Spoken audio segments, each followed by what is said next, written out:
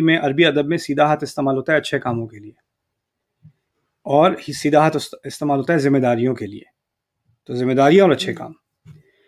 اب ابلیس عجیب بات کر رہا ہے، میں اچھے کاموں کو بھی ان کے خلاف استعمال کروں گا. کیا مطلب ہے اس کا؟ کوئی اچھا کام کرتا ہے اور وہ اچھے کام کی بنیاد پر سمجھنے لگے کہ میں کیونکہ یہ اچھے کام کر رہا ہوں. کوئی عورت سمجھے کہ میں پردہ نہیں کرتی تھی، فرض کریں اس نے پردہ شروع کر دیا.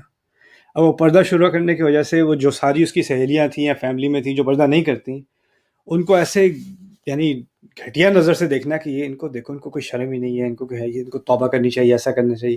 اس کے دل میں ایک برتری آ گئی اور وہ کمتر ہو گئے اس اچھائی کی وجہ سے، اچھائی کی بنیاد پہ. رائٹ. اصل میں ابلیس کی برتری کیا تھی؟ اس نے خدمت کی تھی نا اللہ تعالیٰ کی، اور زمین پہ ڈالنے کا مقصد کیا تھا؟ اللہ تعالیٰ کی خدمت. تو وہ کہنے کا مقصد یہاں پر یہ ہے کہ انسان کبھی کبھی اپنی نماز کی بنیاد پہ، داڑھی کی بنیاد پہ، پردے کی بنیاد پہ، علم کی بنیاد پہ، اپنی توبہ کی بنیاد پہ کہ میں یہ تو میں کرتا نہیں ہوں، میں پہلے کرتا تھا، اب میں تمہاری طرح نہیں ہوں، میں یہ نہیں کرتا، اس کی بنیاد پر اپنے آپ کو بہتر سمجھنے لگے. یا کسی اپنے اور کوئی یہ بھی کہتا ہے نہیں میں اپنے آپ کو بہتر نہیں سمجھتا. ٹھیک ہے، آپ اپنے آپ کو بہتر نہیں سمجھتے، آپ دوسروں کو تو کمتر نظر سے دیکھتے ہو. آپ کو کسی کی غلطی کی بنیاد پر ہم کسی کو ویلیو نہیں کرتے. ہمیں غلطی سے نفرت ہے. انسان جو غلطی کر رہا ہے اس سے نفرت نہیں ہے. غلطی حقیقی چیز ہے، وہ ہر ایک سے ہوتی ہے. تو ہم پتہ ہی کرتے ہیں، لوگوں کو کوئی غلط چیز کرتے دیکھیں یا غلط بات کرتے دیکھیں، استغفر اللہ. استغفر اللہ کے معنی کیا ہے؟ استغفر اللہ کے معنی میں اللہ سے معافی مانگتا ہوں. لیکن ہم کیسے استعمال کرتے ہیں؟ ان کو دیکھو، ان کو معافی مانگنی چاہیے. ہم لفظ بھی غلط استعمال کر رہے ہیں، اور وہ لفظ بھی ہم تکبر کے لیے استعمال کریں. ایسے تھوڑی استعمال ہوتا ہے یہ. تو یہ سیدھے ہاتھ سے اپنی اچھائیوں کو برتری کا ایک ٹول بنا لینا. پھر سیدھے ہاتھ سے ایک اور چیز بھی ہے کہ جب انسان اچھے کام کرتا ہے تو شاید اس کو یہ گمان ہو جائے کہ میں تو اب ٹھیک ہوں، میں تو خیر اب نماز بھی پڑھ رہا ہوں، میں تو سیدھے راستے پہ ہوں. الحمدللہ اللہ تعالیٰ نے مجھے سیدھے راستے پہ ڈال دیا. اللہ کرے کہ اور لوگوں کو بھی سیدھے راستے پہ، یعنی آپ سیدھے راستے سے گریجویٹ ہو گئے، باقی سب ابھی جو ہے وہ اپلیکیشن بھر رہے ہیں اپنی.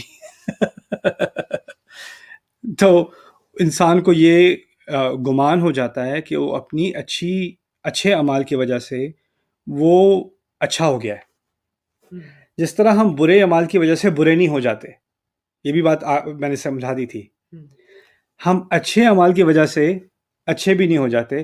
انسان اچھائی اور برائی کا مکس ہے. اس کو اچھے کام کرتے رہنا چاہیے، برے کاموں سے بچتے رہنا چاہیے، کیونکہ اس کی جو ویلیو ہے، جو اللہ تعالیٰ کے نزدیک اس کی قدر ہے، وہ اوپر نیچے ہو سکتی ہے.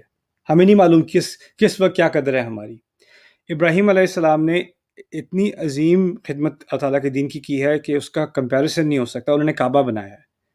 اندازہ کریں اس کے بعد سے کسی نے اس وقت سے اب تک کوئی بھی نماز پڑھے گا، کوئی بھی حج کرے گا، کوئی بھی عمرہ کرے گا، ایک دفعہ بھی ذکر کرے گا قبلے کی طرف رخ کر کے، ان کو اس کا ثواب جا رہا ہے.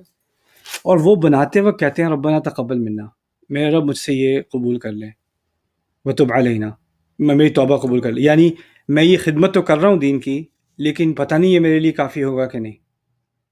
لیکن دائیں ہاتھ سے حملے کرنے کا مطلب ہے وہ انسان سمجھے کہ میں تو ٹھیک ہوں، اب میرا عقیدہ بھی ٹھیک ہے، میرا علم بھی سب سے بہتر ہے، میں سب چیز سمجھ چکا ہوں، باقی سب بیچاروں کو سمجھنے کی ضرورت ہے. ان کو اگر سمجھ آ جائے، میری طرح ان کو ہدایت مل جائے تو کیا ہی بات ہو. تو یہ دائیں طرف سے حملہ کرے گا. اور یہ عجیب چیز ہے کہ یہ حملہ لوگ ایسے لگتے ہیں کہ وہ دین کو فالو کر رہے ہیں، وہ خود بھی اپنے آپ کو آئینے میں دیکھیں کہ وہ مذہبی ہیں، لیکن ان پر یہ حملہ ہو رہا ہے. ہم سمجھتے ہیں شیطان کا حملہ ہو رہا ہے جو بہت موڈ ہو چکے ہیں، یا نماز چھوڑ دی ہے، یا اللہ رسول کی بات، یہ اللہ رسول کے نام لینے والے ہیں، یہ قرآن پڑھنے والے ہیں، ان پر دائیں ہاتھ سے حملہ ہوتا ہے. وعن شمائلہم، اور پھر الٹے ہاتھ سے بھی حملہ. الٹے ہاتھ سے حملہ کا مطلب، الٹا ہاتھ استعمال ہوتا ہے غلط کاموں کے لیے، یعنی غلط چیز کو اچھا دکھانا. یعنی ہوگی اللہ کی نافرمانی کا مطلب ہے گناہ ہے، عصیان ہے، سیئات ہیں، بدصورت اعمال ہیں. یہ اس کے بدصورت الفاظ استعمال ہوئے ہیں قرآن میں. شیطان کیا کرے گا؟ زین لہم الشیطان اعمالہم، بائیں ہاتھ سے آئے گا اور کہے گا نہیں اس کو تو آزادی کہتے ہیں، یعنی کام گندا ہے لیکن نام اس کا اچھا دے دینا. یہ تو میں اپنے دل کی بات مان رہا ہوں، یہ تو میری آزادی ہے، یہ تو خوشی میں، کیا میں خوش نہیں ہو سکتا؟ انسان اپنی خوشی کے لیے بھی کچھ نہ کرے. اور یہ تو ہمارا ٹریڈیشن ہے بھائی، سب کرتے ہیں، یہ تو نارمل ہے. نارمل، خوشی، آزادی اچھے الفاظ ہیں.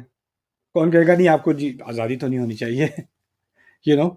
شیطان لیفٹ سائڈ سے آتا ہے، بائیں ہاتھ سے آتا ہے، اور غلط کاموں کو اچھا دکھانے کی کوشش کرتا ہے. ہمارے ذہن میں برے کام اچھے لگنے لگے، جو غلط ہے وہ غلط ہی رہے گا. اس کو آپ جو بھی الفاظ دے دیں، پیارے سے پیارے الفاظ دے دیں، وہ گندی چیز رہے گی.